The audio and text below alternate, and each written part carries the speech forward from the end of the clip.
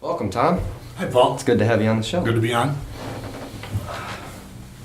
So, I mean, this is the first interview. It's nice to have you as the first guest, really. Thank you, thank you. I know you've been working at this stuff a long time, and I know you sent some stuff over here. I've been checking it out, and it's looking pretty good. I mean, Thank you. what else do you have going on in the future? Well, like you said, we've been doing this now for like 25 years. And so my goal all the time is to keep expanding and making new games. And what we released at the end of last year was a licensed game based on a wrestling federation called Ring of Honor, Yeah. which is the third largest wrestling federation in the country. This is the handbook that would be used in the game. That's what you sent over. And here's some of the, for example, the playing cards that would be in the game. It's beautiful art. I love it. You know, the art's done by Werner Muck, who is just amazing. He started out as a fan of the game, and then he just kept evolving to becoming the regular artist for this particular brand of our games. See, we've got Champions of the Galaxy, which is a fictional game, but then we've also got Ring of Honor, which is a licensed game, Chikara, Combat Zone Wrestling. We're just keep on expanding into all these independent wrestling federations that like to promote themselves by having a card game for them. It's great. I mean,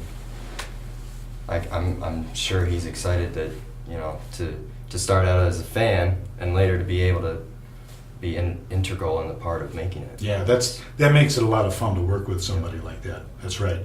So anyway, that's where that's going, and we just keep expanding more and more in that direction. Yeah. Well, I mean, so that's what you're doing. And do you have any games coming out in 2013? I know you had an expansion come out in 2012, just recently. Yeah, we always have expansions for all our games. So we'll have a new Champions of the Galaxy game in July. We'll have an expansion for ROH, Chikara, all our feds, and then we'll put out new games. In fact, we are licensed to work with Shimmer, which is it's a federation called Shimmer Women Athletes. And so it's an all-female wrestling fed. Back in the old days, there was one called Glow. I don't know if people remember that. But now, you know, there's Shimmer. We're going to put out a whole set for their female athletes. Might get me interested in that, actually. Yeah, it gets a lot of guys interested. All right, Tom, let's go to a quick commercial break. And when we get back, we'll talk a little bit more. Life's a journey. It will be forgotten. You can win all your life. But in the end, when you lose, you will be forgotten. But there's one thing you can always count on being there. Friedman, number 5. Welcome back. Tonight we got Tom Filsinger, the creator and owner of Filsinger Games. We've been talking a little bit about his gaming system. So we want to keep expanding in these directions because that's where we've got a foothold with Filsinger Games. But beyond that, then I want to take Champions of the Galaxy, which is a fictional game of characters I created 25 years ago, and we're still putting out new expansions with Champions of the Galaxy characters. I'm trying to take Champions of the Galaxy and take it from being a wrestling game, which it's really a wrestling / superhero game. Mm-hmm. And I want to take it, because I think the stories are strong enough with the characters, to take those characters into the sci-fi realm in maybe cartoons, movies, or television. Oh, wow. Yeah. So I've been spending some time in Hollywood talking to people, and it's been an amazing experience because, people are interested in properties. They're definitely interested in ideas to work with. Especially at this time with all the superhero movies. Well, Marvel's going to be putting out a movie that's real sci-fi based. They've done Avengers and Iron Man and all that, but they're going to put out something else in 2014. I think it's called Guardians of the Galaxy, and so they want to put that out. And that's been a good pitch for me because they're moving off in that direction. I've got something that's already there that can be done. Right. So we're talking about it for stuff like cartoons, movies. And you mentioned Marvel. I mean, I know you're pretty good friends with Stan Lee. You got any good stories for us? Yeah, it was cool because about 7 or 8 years ago, Stan Lee called me. We'd already been in touch and said, "Would you like to work with me?" And of course, obviously, I don't need a house to fall on me. I'm definitely interested in working with Stan Lee. So we worked together, and he's a great guy, and we had a lot of fun. When I first met him, I went to his office in Beverly Hills. He's got this huge statue of Spider-Man in there, and it's just a beautiful office. And the secretary came in and said, "Hey Stan, you got Ted Nugent on the phone in there." And Stan says, "Tell him I'm busy. I'm doing something." And I sat there and I thought to myself, "Well, I'm doing pretty good now." Ted Nugent's on hold. So another time we're in Santa Monica promoting the book at the Santa Monica Public Library. So, it's packed with people there. And we're doing question and answer. We're at a table and he's answering, almost all the questions, but I'm there kind of as the master of ceremonies or something. And so it was my job to recognize people raising hands. So somebody's raising their hand in the back row, and it's this teenage girl with beautiful long blonde hair. And I said, "Yes, the girl back there." And then her father's sitting next to her. And the father says, "That's my son you're talking to."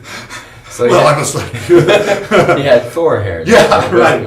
Well, yeah, really, yeah. But he didn't have the Thor chin, He had I was like, okay. I didn't say anything else. I was just like, proceed. And this person asked a question. When they were done, and there was some quiet time, I whispered to Stan. I said, "Stan, did that look like a boy to you?" And he says, "Don't worry." He says, "I've done that a million times." Oh, man. So it was fun working with him all the way through. And still to this day, he sends Christmas cards and we stay in touch.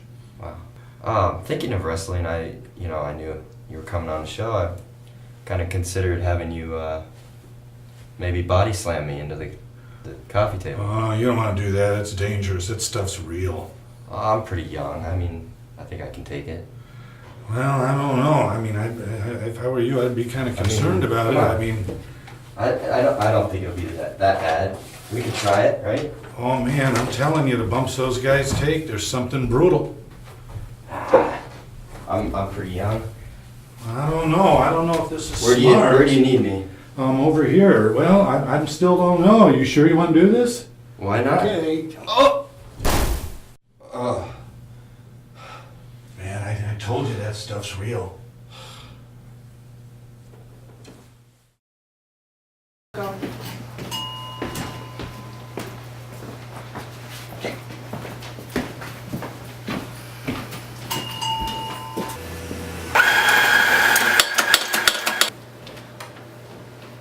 Hello everybody, thanks for coming.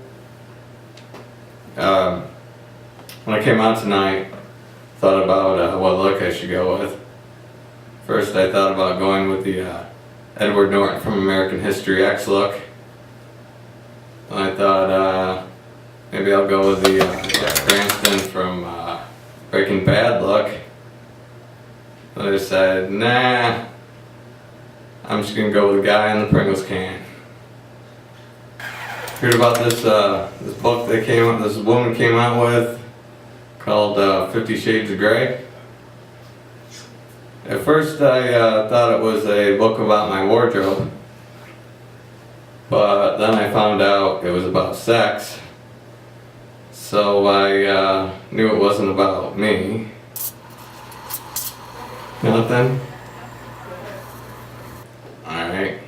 I'm sorry. I had a little bit to drink before I came on tonight. Have you ever been so drunk you feel like you're in a Kettle One commercial? Did you hear about the kid who was so poor that his parents couldn't afford to buy him a goldfish?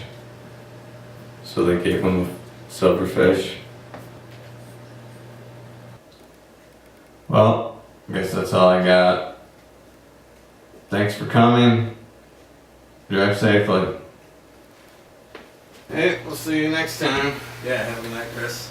I like the new material.